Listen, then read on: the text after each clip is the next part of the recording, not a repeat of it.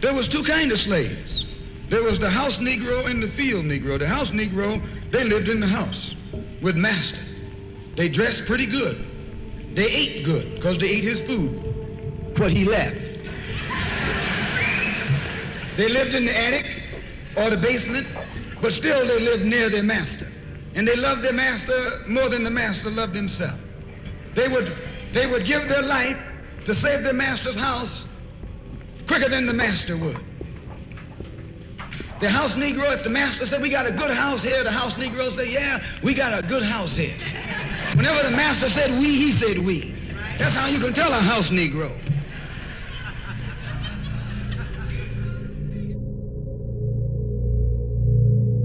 You don't have a peaceful revolution. You don't have a turn the other cheek revolution. There's no such thing as a nonviolent revolution. Only kind of revolution that's nonviolent is the Negro revolution. The only revolution based on loving your enemy is the Negro revolution. The only revolution in which the goal is a desegregated lunch counter, a desegregated theater, that's no revolution. Revolution is based on land. Land is the basis of all independence. Land is the basis of freedom, justice, and equality. The white man knows what a revolution is. How do you think he'll react to you when you learn what a real revolution is? You don't know what a revolution is. If you did, you wouldn't use that word. The field Negro was beaten from morning till night. He lived in a shack, in a hut. He wore cast-off clothes. And he hated his master. I say he hated his master. He was intelligent. That house Negro loved his master. But that field Negro, remember, they were in the majority. And they hated the master. When the house caught on fire, he didn't try and put it out. That field Negro prayed for a wind, for a breeze. When the master got sick, the field Negro prayed that he died. If someone come to the field Negro and said, let's separate, let's run, he didn't say, where are we going? He said, any place is better than here. I'm telling you, you don't know what a revolution is. Because when you find out what it is, you'll get back in the alley. You'll get out of the way. The Russian Revolution, what was it based on?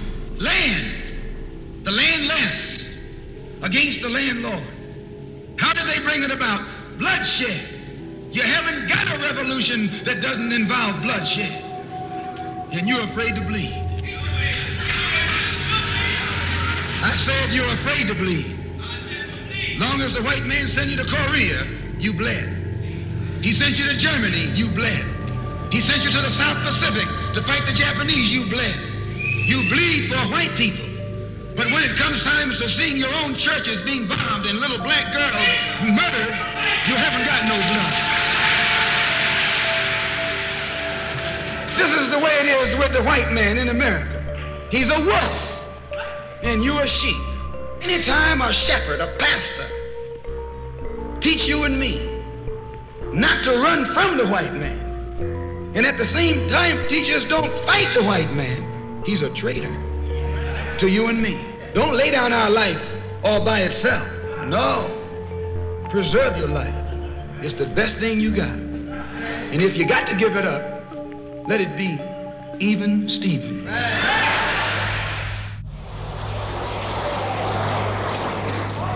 He's brave when he's got tanks. He's brave when he's got planes. He's brave when he's got bombs. He's brave when he got a whole lot of company along with him. But you take that little man from Africa and Asia, turn him loose in the woods with a blade.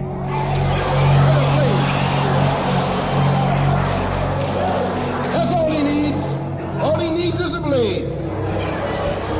And when the sun comes down, goes down, and it's dark, it's even Stephen.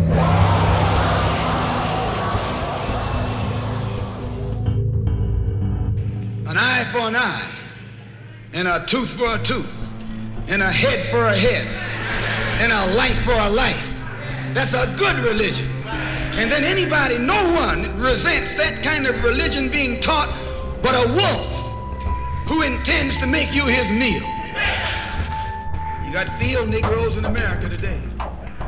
I'm a field Negro. The masses are the field Negroes. When they see this man's house on fire, you don't hear these little Negroes talking about our government is in trouble. They say the government is in trouble.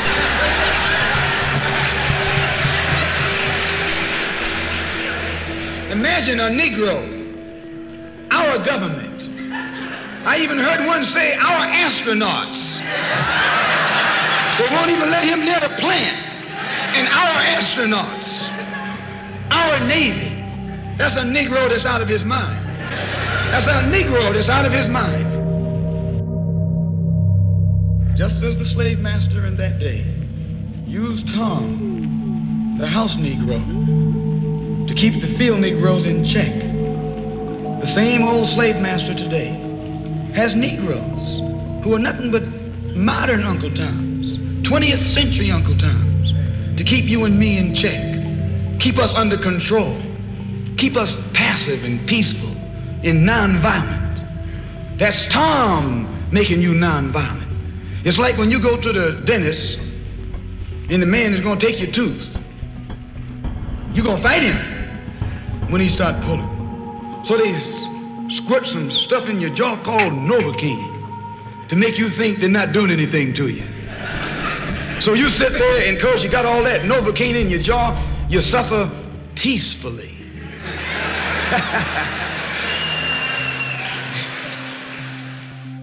I hope that the white man can see this, because if you don't see it, you're finished. If you don't see it, you're going to become involved in some action in which you don't have a chance.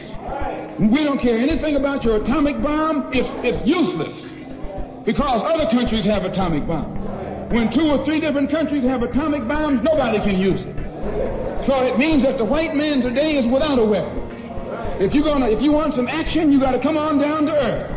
And there's more black people on earth than there are white people on earth.